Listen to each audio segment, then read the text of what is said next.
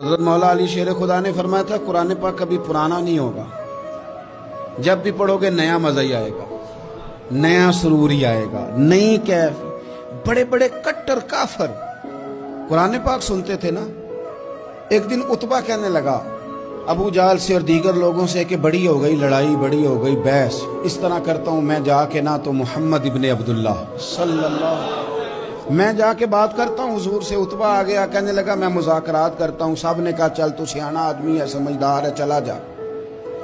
جا کے نہ تو وہی باتیں جو وہ ہمیشہ کرتے تھے۔ نبی کریم علیہ السلام سے کہنے لگا ہم سارے آپس میں ہیں، برادری ہے، قبیلہ ہے، ایک شہر ہے، پھر بھی لڑائیاں شروع ہو گئی ہیں۔ جو آپ کا کلمہ پڑھتے ہیں وہ الگ ہو گئے، جو ہمارے معاذ اللہ طریقے پہ ہیں وہ الگ ہیں، تو کوئی بات چیت نہ کر لیں بیٹھ کے۔ تو حضور نے فرمایا کرو نا۔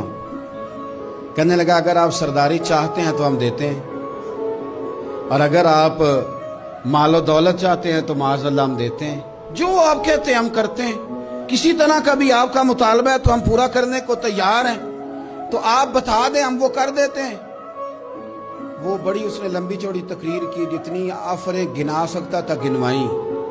کریم خاموش رہے۔ جب اس کی بات پوری ہو گئی تو حضور فرمانے لگے میں بھی کچھ بولوں؟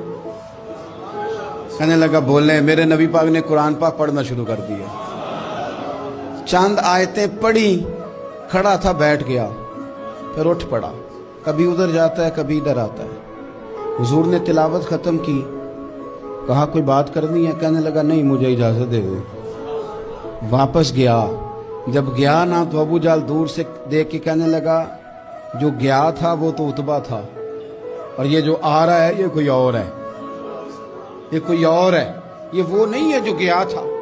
واپس آیا تو کہا کیا طے ہوا؟ کہنے لگا یار طے کیا کرنا ہے، میں نے شاعر بھی دیکھے، کاہن بھی دیکھے، جادوگر بھی دیکھے، میں نے زمانہ گھوما ہے، اور جو قرآن وہ پڑھتے ہیں وہ بندے کا کلام نہیں، وہ رب کریم کا ہی کلام ہے، وہ اللہ کا کلام ہے۔ تم نہیں مقابلہ کر سکتے، تم باز آ جاؤ، وہ تمہارے بس کی بات